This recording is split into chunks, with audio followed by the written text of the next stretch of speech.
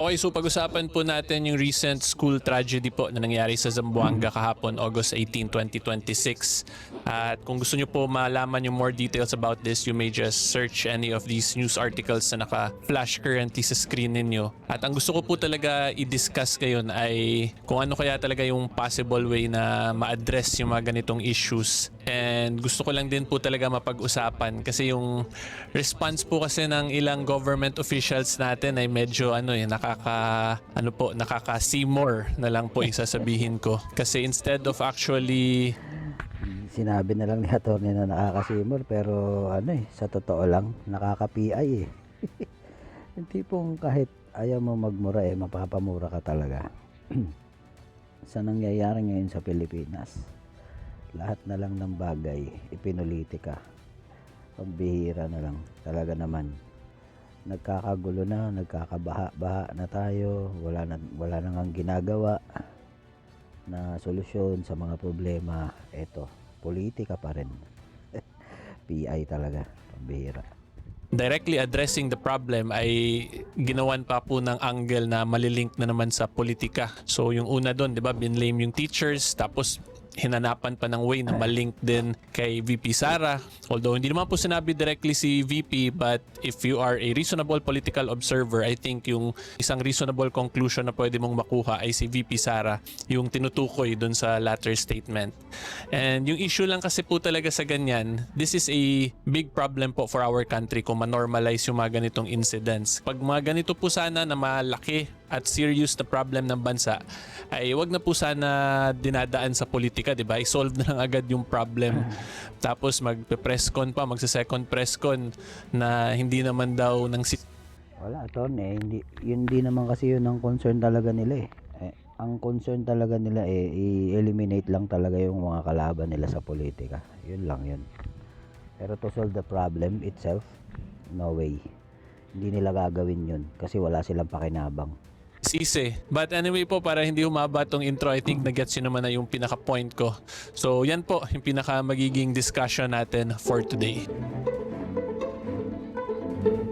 Okay, so for quick context po, kaya itong topic na to ay medyo personal for me. Kasi for those of you who do not know, meron po kaming school sa province na 60 plus years old na po yun. And prior to my grandmother passing away, sa akin po kasi yun iniwan ng grandmother ko na bantayan ko daw po talaga. And pinilit niya nga ako maging president of that school way back pa 2012. So sobrang bata ko pa po noon, di ko maintindihan yung purpose ng ninanay. But until eventually, ayan, nagkaroon ako sense of responsibility. So ako po yung mainly nagmamanage talaga ng school sa side ng family namin. Kaya medyo na-off ako dito kay Yusek Claire Castro nung sinisisi niya sa teachers. But anyway po, para mas klaro talaga tayo, ipi-play ko yung actual statement ni Yusek Claire para mas maintindihan nyo yung punto talaga niya. So this one po is yung press conference kahapon ni Yusek Claire. August 18. Meron din kasi siyang press con today, so mamaya ipi-play ko rin po after yon. Pero unahin po muna natin to. Pribado man o pampublikong paaralan, nandiyan pa rin po ang pag-uutos ng ating Pangulo na dapat na ang pagpaprotekta sa ating mga kababayan, lalo-lalo sa kabataan ay dapat paigtingin. At ang isa sa mga nakikita rin ditong solusyon ay dapat na ang mga kabataan natin ay naggagabayan, hindi lamang ng kanilang mga magulang o hindi sa kanila mismong paaralan. Minsan na po natin nakita, mismo ang ibang mga guro ay lumalabag sa ganitong klase ng moralidad. Sila minsan ay nagtuturo sa kanilang mga estudyante kung paano maging walang modo, lalo-lalo na sa mga nakakatanda o sa mga ibang tao. Panahon na po, hindi lamang po ang gobyerno, lahat po tayo, especially pag nasa school. Kayo po ang magsilbing pangalawang guro sa ating mga kabataan. At sana lang, ay matupad ang ating kahilingan na maiwasan na rin po sana sa social media.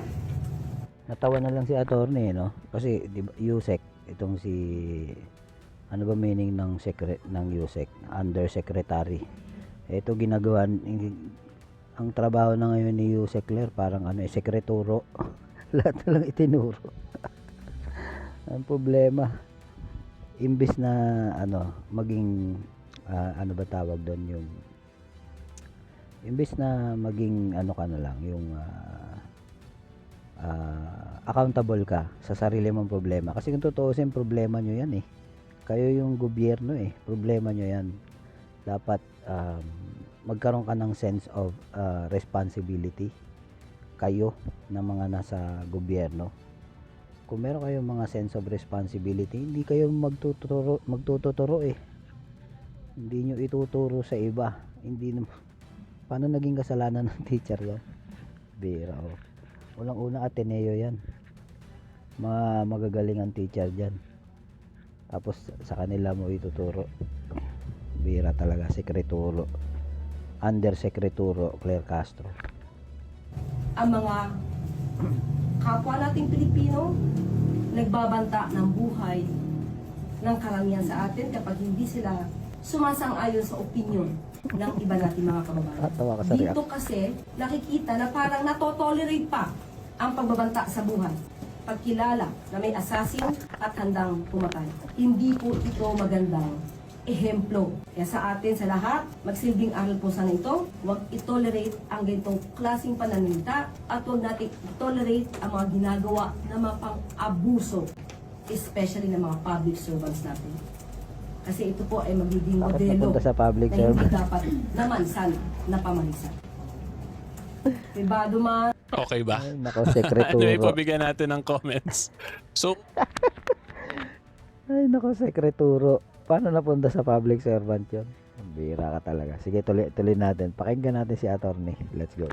una actually yung first part dito sinabi ni Yusek Claire, okay na sana eh, 'di ba? Kasi sinabi niya yung mga directives ng Pangulo ni PBBM. Tapos biglang napunta sa teachers daw na minsan yung teachers pa daw yung kasi. Tapos napunta pa dun sa wag i-normalize yung paggamit daw ng violence, yung mga alleged assassin na yan. So alam naman natin kung ano yun kasi that's one of the allegations po, 'di ba, currently na hinaharap ni VP Sara sa impeachment trial niya. So yung point ko lang po dito, okay na sana yung first part, dapat doon pa lang period na sana, 'di ba? Hindi na maggawa ng mga side political remarks.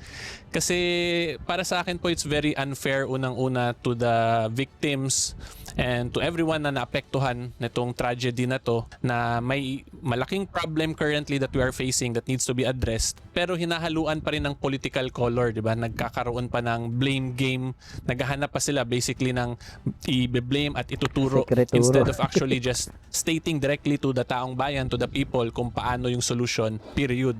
So yan yung unfair lang. Ito yung August 18 nga, yung kahapon. Tapos after this, si Yusek Claire actually faced a lot of backlash, and as a matter of fact, ako rin po nag-post kasi ako personally hindi ko rin nga nagustuhan din yung sinabi niya. And again, that is because one of the advocacies din po talaga ng grandparents ko was education. Tapos yung school nga po namin is one of the oldest schools sa province namin of Northern Samar, 60 plus years na po yun. Tapos my wife is also a licensed teacher aside from being a registered nurse. So yung point ko lang po talaga, meron din talaga akong relation sa personal connection or relation sa education sector. Kaya yung mga nakarinig ako ng mga ganito ay nakakaano nga po eh, di ba? Yung nakasimor nga, like what I stated earlier. So anyway, ito yung kinoment ko. In simple terms, hindi kami ang may sala kundi kayo. Sobrang walang sense of accountability kaya kayo naging minus 15 eh. 'Di ba? Kasi instead of focusing nga po sa direct issue sana or directly solving the issue. Ayun pala yung ibig ko sabihin kanina, sense of accountability. Hindi sense, pero pag ganun din yun, sense of responsibility. Halos similar din naman. Totoo naman kasi dapat talaga meron kang sense of accountability, lalo na pag ikaw ay nasa gobyerno ka. Kasi sa gobyerno maraming problema dyan. Kapag may problema, unang-una mong gagawin is to resolve those problems, is to resolve the problem itself, diba? Hindi mo kailangan magtuturo. Wala lahat ng mga galamay na ito ni BBM, lahat na lang tinuro eh. Mga sekreturo ang mga gabinete ni Bongbong, puro sekreturo, kopya na yan.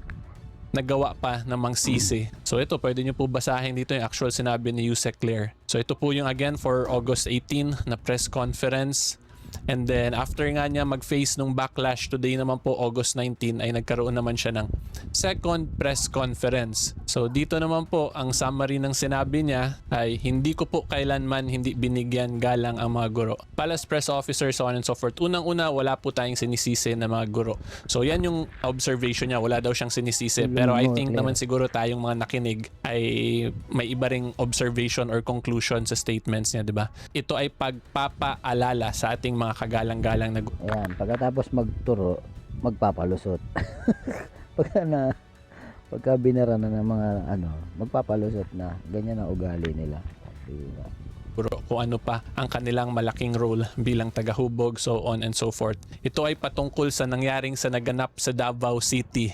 So again, di ba, nililink na naman po sa politika itong very big issue ng bansa natin. Parang sa tingin nila it's all about their political issues, yung mga problema sa country natin, which is I'm sure majority po sa inyo would disagree with her kasi hindi po to tungkol lang sa kanila at sa politika nila, but this is actually a very big societal issue now na hopefully hindi pa mas lalong lumaki. Kaya very yun na nga po, nakaka lang talaga ba na lahat na lang parang tingin nila everything revolves about them ba. So 'di ba yung tawag sa ganyan narcissism yun, 'di ba, sa sa mental health or sa psychology. So again, ito ay patungkol sa nangyari sa naganap sa Davao City kasi meron naman ngang issue nung pumunta si PBBM, may mga students na hindi nagsabi ng mga not so favorable words and against PBBM. But yung point ko, irrelevant yun dun sa actual actions na ginawa dun sa tragedy kahapon. Yung actual issue is how to solve na hindi maulit yung ganung school tragedy.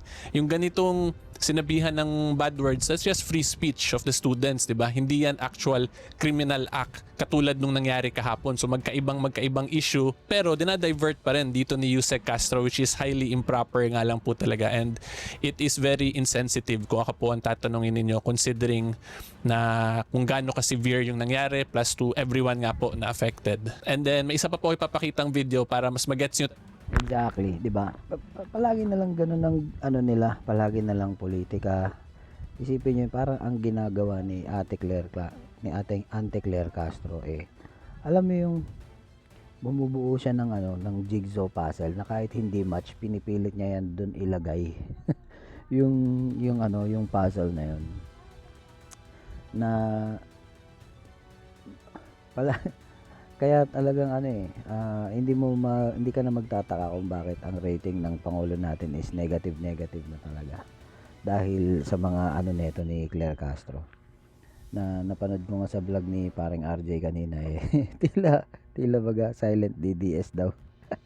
Dahil sa mga ginagawa ni Auntie Claire Castro parang lalo niyang pinapalakas si VP Sara. O bira, pero sa totoo lang talaga naman. Totoo naman dahil sa mga nagsimula kung totoosin, kung titingnan nyo lang, kung obserbahan lang natin. Simula na naging Yusek si Auntie Claire Castro. Doon na naging tuloy-tuloy ang pagbulusok pababa ng rating ng presidente, di ba? So, kaya talagang hindi ko alam kung bakit pinagtatagal pa ni Bongbong Marcos to parang yung presidente natin parang hindi naman ata tumitingin sa statistics Ang importante na lang nila sa kanya parang meron lang siyang tagasalag ng mga basher ng presidente, which is yun na nga, parang gano'n na lang yung ginagawa ni Claire Castro. Hindi na para sa i-serve yung kung ano yung talagang purpose ng USEC ng PCO. 'Di ba? Wala, talagang parang tagasalag na lang siya ng mga basher.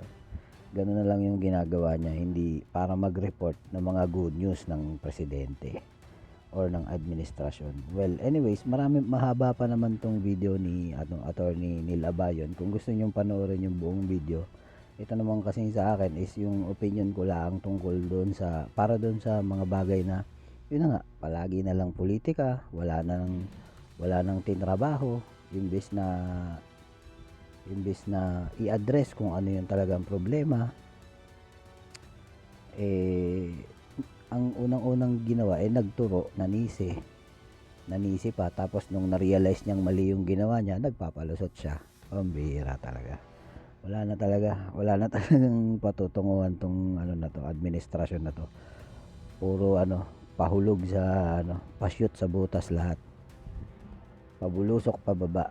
Kaya nako, ewan ko sa iyo Bongbong Marcos, bakit pinatatagal mo pa to si Claire Castro. So, sa mga gustong panoorin ng buo tong video ni Attorney Neil Abayon na ating idol na abogado na sana in the future maging senator natin, dahil itong si Attorney Neil Abayon is more than capable na maging isang senador, dahil alam niya lahat ang saligang batas, alam niya ang konstitusyon, kabisado niya, at higit sa lahat hindi siya politically motivated ng isang side lang. Talagang nasa gitna lang siya. Kung talagang atin lang siyang